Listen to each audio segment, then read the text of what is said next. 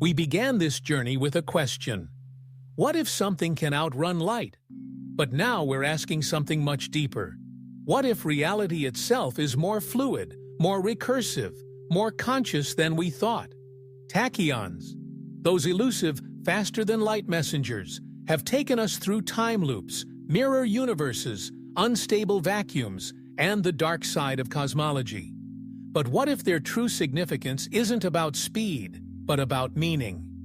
Here's a radical idea, that tachyons are not particles. They're processes. Not matter, but intent.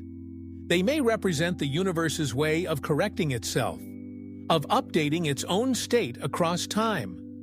Think of reality as a cosmic algorithm.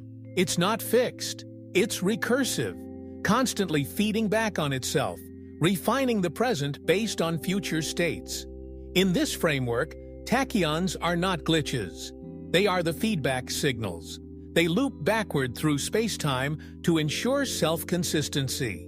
If this sounds like science fiction, consider this. In quantum mechanics, the transactional interpretation already proposes that particles communicate via advanced future-to-past and retarded past-to-future waves. A quantum event only occurs when both waves complete a handshake, a loop across time. In this picture, causality isn't broken, it's completed. And what if that principle applies to the entire cosmos? What if the universe sends itself information across time, not just to fulfill physical laws, but to preserve narrative structure? We often think of the cosmos as cold, mechanical, indifferent. But what if it's more like a story, one that wants to be told in full, without contradiction? Tachyons could be the punctuation marks, retroactive corrections that make the timeline coherent. They appear in moments of quantum uncertainty, in black holes, in field instability, not to disrupt reality, but to align it. In this view, every quantum fluctuation isn't random. It's responsive. The future informs the present.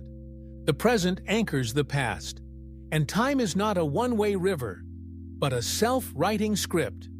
This reframes our understanding of everything. Maybe entanglement is not spooky action, but intentional correspondence.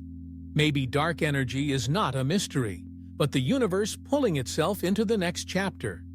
Maybe the Big Bang wasn't a beginning, but a call and response event, a tachyonic resonance across two timelines.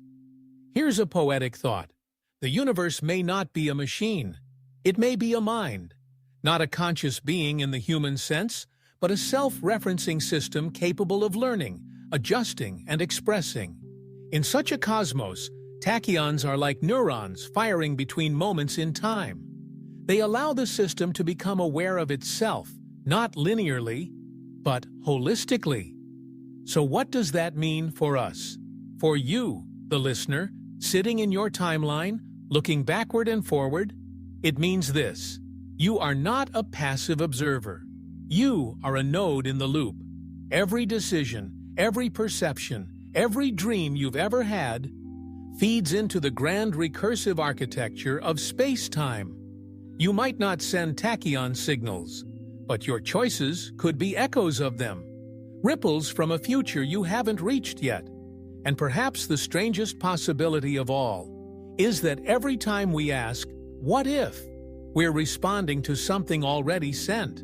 Some whisper from beyond causality, a tachyonic question planted deep in the quantum soil of the cosmos. As we close this series, let's not just marvel at tachyons as abstract math. Let's see them as clues, signs that the universe is more alive, more interconnected, more narrative than we dared believe. And maybe, just maybe, that's the real speed limit that's waiting to be broken. Not the speed of light, but the speed of understanding.